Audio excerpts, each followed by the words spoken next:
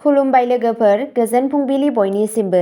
नोंथांमोनखौ गोदान भिडिअ'आव आरो फिन खेबसेबाव बयखौबो बरायनाय जाबाय। आं दिनै नोंथांमोननि सिगाङाव आरोबाव माखासे गोदान खौरां लानानै फैबावलायबाय। आसा खालामो नोंथांमोनहा खौरांखौ खोनासंनानै मोजां मोनगोन।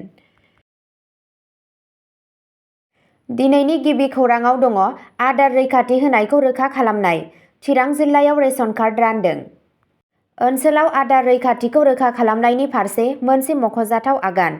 सिडलीनि मानगोनां एमएलए श्री निर्मल कुमार ब्रह्मआ फालिथायारि राननाय हाबाफारिनि नैथि खोन्दोनि सिङाव काजलगाव पेरेड ग्राउन्डआव मुलाम्फा मोनग्राफोरनो 2319 गोदान रेशन कार्ड रानदों। बे हाबाफारिनि थांखिया सिबिथाय गैयै नखरफोराव गोनांथार जाग्रा आदार जगायनाय, समाजारि अनसायनि थाखाय सोरखारनि रादायखौ गोख्रों खालामनाय। सिडली बियाबनि गेजेराव खुंजानाय राननाय हाबाफारियाव थागिबिफोरनि गोसो गुदुं बाहागो लानायखौ नुनो मोन्दोंमोन, जायफोरा थि समाव आखाय होनायनि थाखाय साबायखर बावदोंमोन।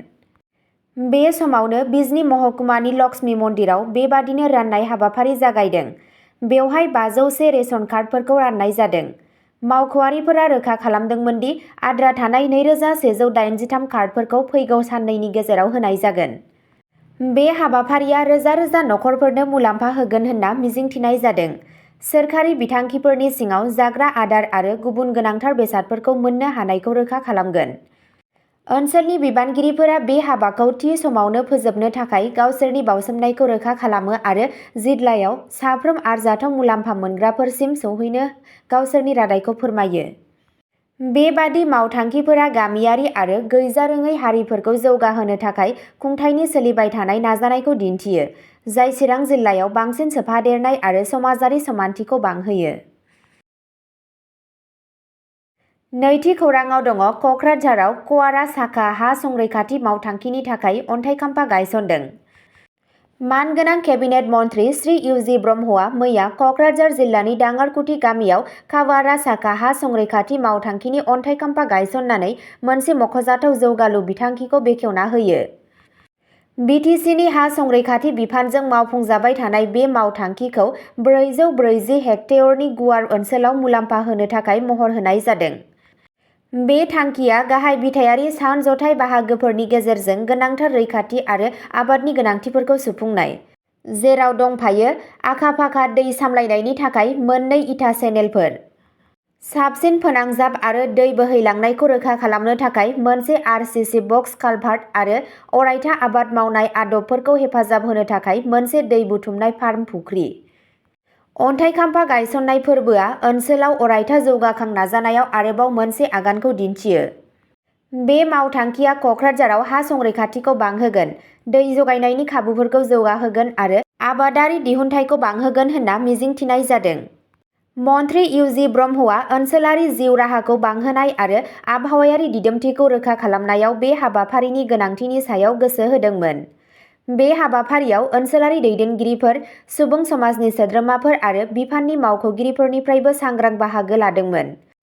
फोरबोनि सावगारिफोरा बे मिजिं गोनां मावथांखिनि थाखाय सुबुं समाजनि थुलुंगानायखौ बोनो हादोंमोन। थामथि खौराङाव दङ टंलायाव सानै उन्दै बिदा-फंबायखौ बुथारनायनि दायाव सेंग्रा बाथुलखौ हमदों।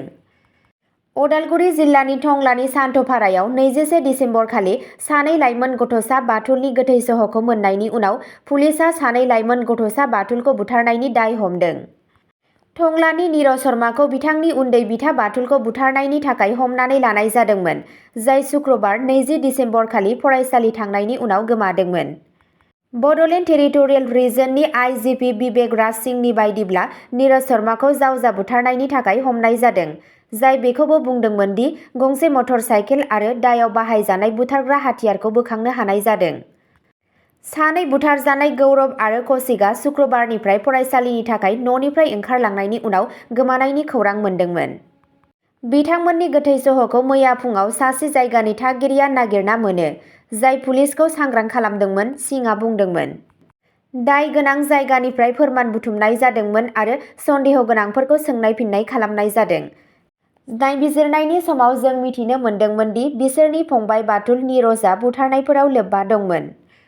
सिंहआ बुंदोंमोन दि नीरजआ हौवासाफोरजों गावनि मटर साइकेल सालायनानै फरायसालिसिम थांनाय समाव मोनसे गोजान ओनसोलाव बे हाबाखौ मावदोंमोन। बिथाङा रोखा खालामदोंमोन दासिम बे दायाव रावबो लोब्बा थानायनि जेबो फोरमान गैया। नायबिजिरनाया सोलिगासिनो। ब्रैथि खौराङाव दङ अनुराधा कइरालाखौ 21थि उपेन्द्रनाथ ब्रह्म सल्जार्स अफ हिउमेनिटि बान्था 2024 जों मान बावनाय जादों। नेपालनि समाज सिबियारि अनुराधा कइराला, जायखौ अन्नानै नेपालनि मादार टेरेसा महरै मिथिनाय जायो, बिथांनो मानगोनां 21थि उपेन्द्रनाथ ब्रह्म सल्जार अफ हिउमेनिटि बान्था 2024 बान्था होनाय जायो। बे गोसो गोरबोनि फोरबोआ क'क्राझारनि बड'फा कालचारेल कमप्लेक्सआव जादोंमोन, जेराव कइरालाखौ सुबुं माहारिनि जौगानायनि थाखाय बिथांनि गोख्रों बाउसोमनायनि थाखाय फालिनाय जादों। बर' हारिनि सासे मानगोनां दैदेनगिरि बड'फा उपेन्द्रनाथ ब्रह्मनि सन्मानाव गायसनजानाय बे बान्थाया बै सुबुंफोरखौ गनायथि होयो, जाय गोजोनखौ जौगाहोनो आरो गोग्लैसोनाय हारिफोरखौ जौगाहोनो थाखाय मेंनो रोङै खामानि मावो। सुबुं लांखारनायनि बेरेखायै दावहायाव मुलुगनां आइकन कइरालाखौ आइजोफोर आरो गथ'फोरखौ रैखाथि होनो आरो लांखारनायनिफ्राय बारग'नायफोरखौ हेफाजाब होनो बिथांनि नारा-नाथा नाजानायनि थाखाय मान होनाय जादों।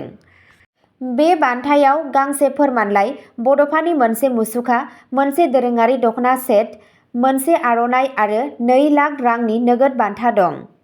बे हाबाफारियाव बाहागो लानानै आसामनि केबिनेट मन्त्रि उरखावगोरा ब्रह्मआ सुबुं माहारियारि थांखिफोराव कइरालानि सरासनस्रा नङै बिहोमाफोरनि सायाव गोसो होनानै बिथांखौ सुबुं माहारिनि थाखाय मिजिंनि स्रां बुंदोंमोन। बड'फा उपेन्द्रनाथ ब्रह्मनि मुसुखाखौ सावनाय आरो मोनसे माला गाननाय हाबाफारिजों हाबाफारिया जागायजेनो। पद्मश्री बान्था मोनगिरि पेट्रिसिया मुकिमआ गाहाय आलासि महरै बाहागो लादोंमोन, जेराव एबसुनि आफादगिरि दिपेन बर', इउएनबिटिनि आफादगिरि ड डिमासा डी मुसाहारि, एमएलए लरेन्स इस्लारि आरो बिटिआरनि मावफुं सोद्रोमा निलुत स्वरगयारीजों लोगोसे मानगोनां बाहागो लादोंमोन। कइरालानि मुलुगनां गनायथियाव गोबां मानगोनां बान्थाफोर दं, जेरै पद्मश्री 2027, CNN हिर' अफ द इयार 2010, जार्मान इउनिफेम बान्था 2007 आरो आचार्य नन्दलाल बस बान्था 2005। बे बावैसोनि सन्माना मानसि लांखारनायखौ फोजोबस्रांनो आरो नाख्रेबजानायफोरनि मोनथायफोरखौ मदद होनो थाखाय बिथांजोनि रादायखौ रोखा खालामो। बे हाबाफारिया सुबुं माहारिखौ रैखा खालामनो कइरालानि जिउनां थांखिखौ दिन्थिफुङो। बिथांखौ सुबुं माहारिनि सासे थार सान्थ्रि महरै फालिदोंमोन। बे फोरबोआ बड'फा उपेन्द्रनाथ ब्रह्मनि बेसेन आरो नोजोरजों गोमखांदोंमोन, जाय गेजेर हायुंआरि थाखोआव मिजिं आरो अननायखौ थुलुंगा होदोंमोन।